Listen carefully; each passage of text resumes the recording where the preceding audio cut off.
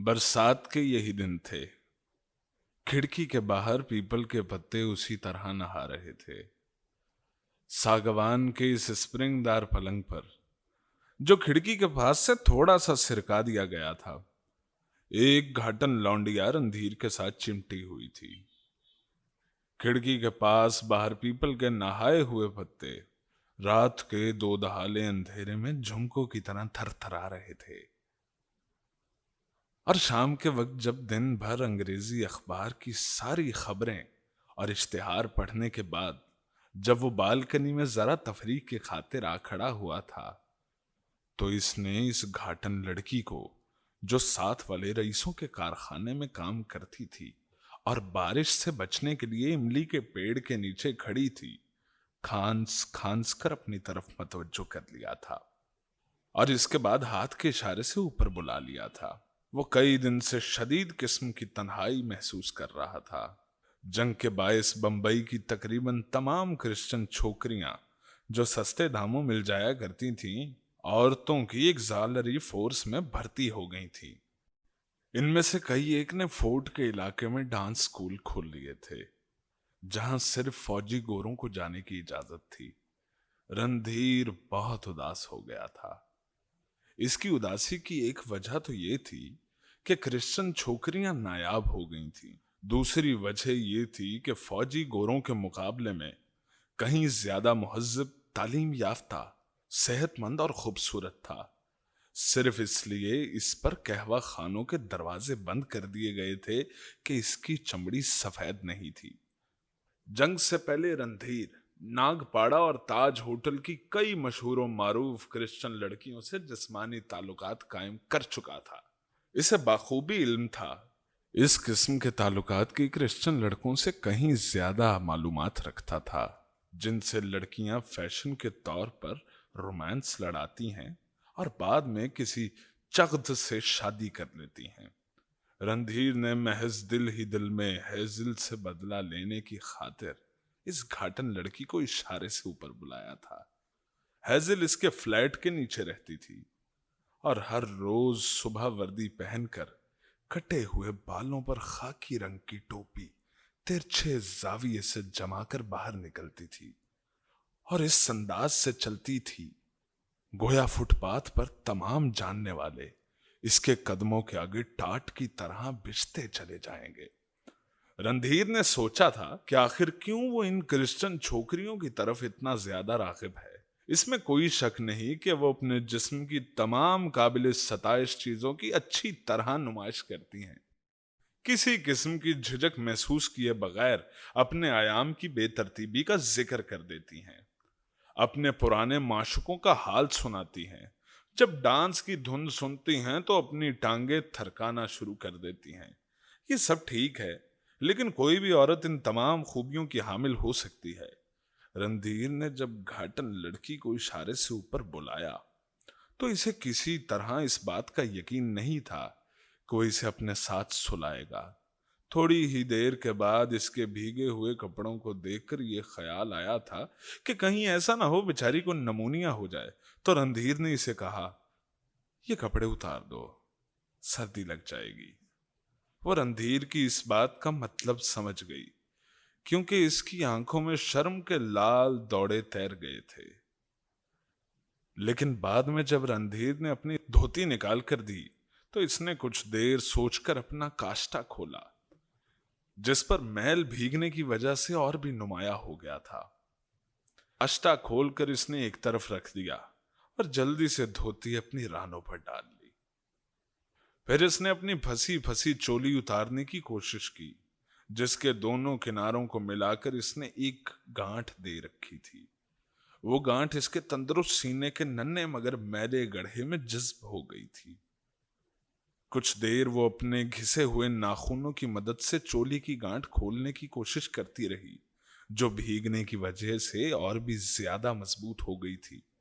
जब थक हार कर बैठ गई तो इसने मराठी जबान में रणधीर से कुछ कहा, जिसका मतलब यह था, मैं क्या करूं, नहीं खुलती। रणधीर इसके पास बैठ गया और गिरह खोलने लगा। थक हार कर इसने एक हाथ में चोली का एक सिरा पकड़ा और दूसरे हाथ में दूसरा, और जोर से खींचा। गिरा, एकदम फिसली। रणधीर के हाथ जोर में इधर उधर हटे और दो धड़कती हुई छातियां नमूदार हुईं।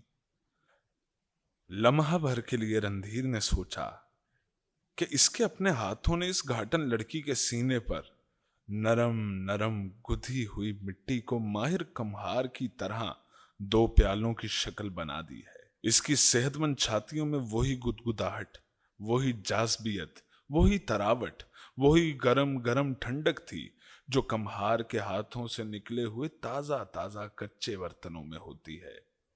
मिटमैले रंगीन जवान छातियों में, जो बिल्कुल बेदाग थी, एक अजीब किस्म की चमक महलूल थी। स्याही माइल गंदमी रंग के नीचे धुंधली रोशनी की एक तह सी थी, जिसने एक अजीब और गरीब किस्म की चमक पैदा कर दी थी, जो चमक होते हुए भी चमक नहीं थी। इसके सीने पर छातियों के ये उभार ऐसे दिए मालूम होते थे जो तालाब के गदले पानी पर जल रहे हों। बरसात के यही दिन थे। खिड़की के बाहर पीपल के पत्ते इसी तरह कपकपा रहे थे। लड़की के दोनों कपड़े जो पानी में शराबूर हो चुके थे, एक गलीज ढेरी की शक्ल में फर्श पर पड़े थे।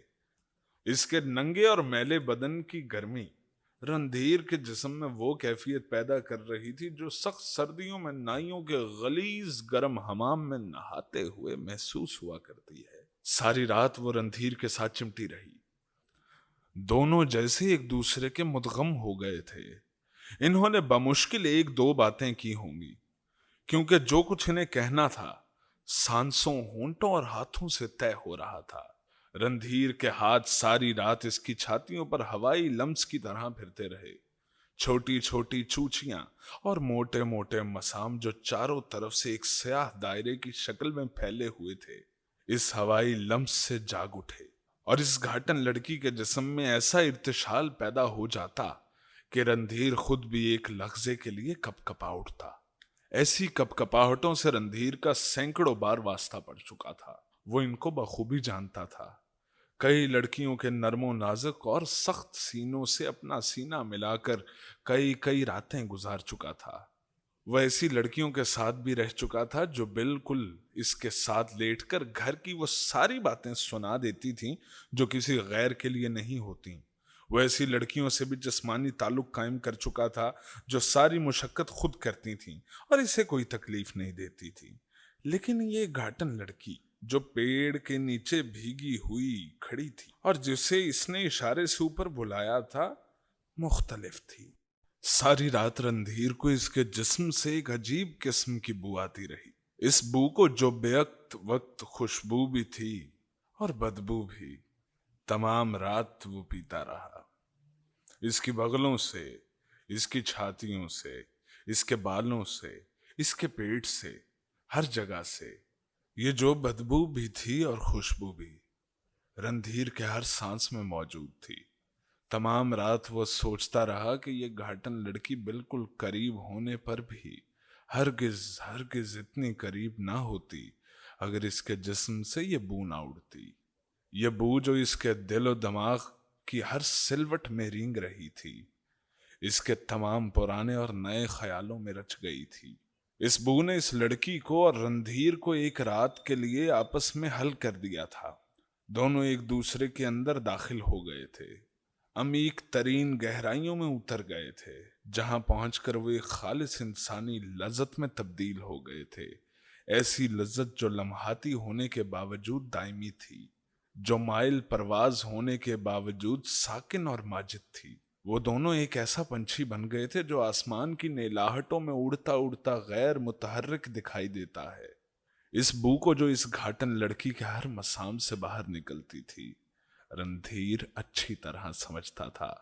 हालांकि वो इसका तज्जिया नहीं कर सकता था। जिस तरह बाज औकात मिट्टी पर पानी छिड़कने से सूंधी सूंधी बास पैदा होती है, लेकिन नहीं, वो बू कुछ और ही किस्म की थी।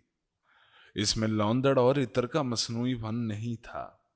वो बिल्कुल असली थी। औरत और मर्द के बाहमी ताल्लुकात की तरह असली और अजली। रणधीर को पसीने की बू से सख्त नफरत थी। वो नहाने के बाद आमतौर पर अपनी बगलों वगैरह में खुशबूदार पाउडर लगाता था। या कोई ऐसी दवा इस्तेमाल करता था जिससे पसीने की बू जज्ब हो जाए। लेकिन हैरत यह है कि इसने कई बार इस घाटन लड़की की बालों भरी बगलों को चूमा और इसे बिल्कुल घिन न आई, बल्कि अजीब तरह की लज्जत महसूस हुई। इसकी बगलों के नर नर्म बाल पसीने के बायस गीले हो रहे थे। इनसे वही बू निकलती थी जो ग़िज़ाई दर्जा काबिले फहम होने के बावजूद नाकाबिले फहम थी। रणधीर को ऐसा लगता था कि वो इस बू को जानता है, पहचानता है, इसका मतलब भी समझता है, लेकिन किसी और को नहीं समझा सकता। बरसात के यही दिन थे। यही खिड़की के बाहर जब इसने देखा तो पीपल के पत्ते लरज लरज कर नहा रहे थे। हवा में सरसराहटें और फड़फड़ाहटें घुली हुई थीं।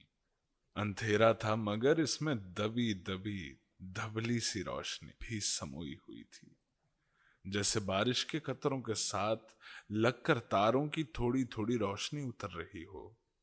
बरसात के यही दिन थे जब रणधीर के इस कमरे में सागवान का सिर्फ एक पलंग होता था, मगर अब इसके साथ एक दूसरा भी पड़ा हुआ था और कोने में एक नई ड्रेसिंग टेबल भी मौजूद थी। दिन यही बरसात के थे। मौसम बिल्कुल ऐसा ही था, मगर फिजा में अतर की तेज खुशबू बसी हुई थी। दूसरा पलंग खाली था। इस पलंग पर, जिस पर रणधीर औंधे मुंह लेटा खिड़की के बाहर पीपल के लरजते हुए पत्तों पर बारिश के कतरों का रक्स देख रहा था, एक गोरी चिट्टी लड़की अपने सतर को नंगे जिस्म से छुपाने की नाकाम कोशिश करते करते गालिबन सो गई थी। इसकी लाल रेशमी शलवार दूसरे पलंग पर पड़ी थी। इसके गहरे सुर्ख आजार बंद का फंदना नीचे लटक रहा था। पलंग पर इसके दूसरे उतरे हुए कपड़े भी थे। उसकी सुनहरी फूलों वाली कमीज, आंगिया जांगिया और दुपट्टा, सबका रंग सुर्ख था। ये सब कपड़े हिना के इत्र की तेज खुशबू में बसे हुए थे। बेजान सा उड़ा उड़ा रंग और इसके गोरे सीने पर आंगिया के कच्चे रंग ने जा बजा लाल लाल धब्बे दिए थे। छातियां दूध की तरह सफेद थीं, जिसमें थोड़ी थोड़ी नीलाहट भी थी। बगलों के बाल मुंडे हुए थे, जिसके बायस वहां सुरमई गुबार सा पैदा हो गया था। रणधीर कई बार इस लड़की की तरफ देखकर सोच चुका था, क्या ऐसा नहीं लगता जैसे मैंने अभी अभी कीलें उखाड़कर इसको लकड़ी बंद बॉक्स में से निकाला है, किताबों और चीनी के बर्तनों की तरह। क्योंकि जब किताबों पर दाब के निशान होते हैं, चीनी के बर्तनों में हिलने जुलने से खराशें आ जाती हैं। ठीक इसी तरह इस लड़की के बदन पर भी कई निशान थे। जब रणधीर ने इसकी तंग और चुस्त आंगिया की डोरियां खोली थीं, तो इसकी पीठ पर और सीने के सामने नरम नरम गोश्त पर झुर्रियां बनी हुई थीं और कमर के इर्द गिर्द कसकर बांधे हुए आजारबंद का निशान। वजनी और नोकीले जुड़ाव नेकलेस से इसके सीने पर कई जगह खराशें पड़ गई थीं, जैसे नाखूनों से बड़े जोर से खुजाया गया हो। बरसात के वही दिन थे। पीपल के नरम कोमल पत्तों पर बारिश के कतरे गिरने से वैसी ही आवाज पैदा हो रही थी जैसे रणधीर उस दिन सारी रात सुनता रहा। मौसम बहुत खुशगवार था। ठंडी ठंडी हवा चल रही थी, लेकिन इसमें हिना के इत्र की तेज खुशबू घुली हुई थी। रणधीर के हाथ बहुत देर तक इस गोरी चिट्टी लड़की के कच्चे दूध ऐसे सफेद सीने पर हवाई लम्स की तरह फिरते रहे।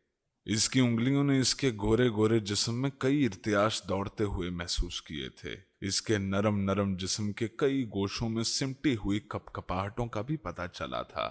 जब इसने अपना सीना इसके सीने के साथ मिलाया, तो रणधीर के जिस्म के हर मसाम ने इस लड़की के बदन के छिड़े हुए तारों की आवाज सुनी। लेकिन वो पुकार कहाँ थी? वो पुकार जो उस घाटन लड़की के जिस्म की बू में सूंघी थी। वो पुकार जो दूध के प्यासे बच्चे के रोने से कहीं ज्यादा काबिले फहम थी। वो पुकार जो सूती हो दूध से निकलकर बेआवाज हो गई थी। रणधीर सलाखों वाली खिड़की से बाहर देख रहा था। इसके बहुत करीब पीपल के पत्ते लरज रहे थे, मगर वो इन सलाखों के पार कहीं बहुत दूर देखने की कोशिश कर रहा था, जहां इस मिट मैले बादलों में अजीब किस्म की धुंधली रोशनी दिखाई देती थी, ठीक वैसे ही जैसी उस घाटन लड़की के सीने में नजर आती थी। ऐसी रोशनी जो राज की बात की तरह छुपी हुई मगर जाहिर थी। रणधीर के पहलू में एक गोरी चिट्टी लड़की, जिसका जिस्म दूध और घी मिले आटे की तरह नरम मलायम था, लेटी थी। इसके सोए हुए जिस्म से हिना के इत्र की खुशबू आ रही थी, जो थकी थकी मालूम होती थी। रणधीर को यह दम तोड़ती हुई और हालत नजा को पहुंचती हुई खुशबू बहुत नागवार मालूम होती थी। इसमें कुछ खटास थी, एक अजीब किस्म की खटास, जिस तरह बदहजमी के डिकारों में होती है, उदास, बेरंग, बेकैफ। रणधीर ने अपने पहलू में लेटी हुई लड़की की तरफ देखा। जिस तरह फटे हुए दूध में सफेद सफेद बेजान फुटकियां बेरंग पानी में साकिन होती हैं, इसी तरह इस लड़की की नुस्वानियत इसके वजूद में ठहरी हुई थी, सफेद सफेद धब्बों की सूरत में। असल में रणधीर के दिलो दिमाग में वो बू बसी हुई थी जो उस घाटन लड़की के जिस्म से बगैर किसी बैरूनी कोशिश के बाहर निकल रही थी। वो बू जो हिना के इतर से कहीं ज्यादा हल्की फुल्की और दूर रस थी, जिसमें सूंघे जाने का इज़्तिराब नहीं था, जो खुद ब खुद नाक के रास्ते दाखिल होकर अपनी सही मंजिल पर पहुंच गई थी। रणधीर ने आखिरी कोशिश करते हुए इस लड़की के दो दहाले जिस्म पर हाथ फेरा, मगर इसे कोई कपकपाहट महसूस ना हुई। इसकी नई नवेली बीवी, जो फर्स्ट क्लास मजिस्ट्रेट की लड़की थी, जिसने बीए तक तालीम पाई थी और जो अपने कॉलेज में सैकड़ों लड़कों के दिल की धड़कन थी, रणधीर की नब्ज तेज न कर सकी। वो हिना की मरती हुई खुशबू में उस खुशबू की जुस्तजू कर रहा था जो बरसात के इन्हीं दिनों में, जब खिड़की के बाहर पीपल के पत्ते बारिश में नहा रहे थे, इसे घाटन लड़की के मैले जिस्म से आई थी।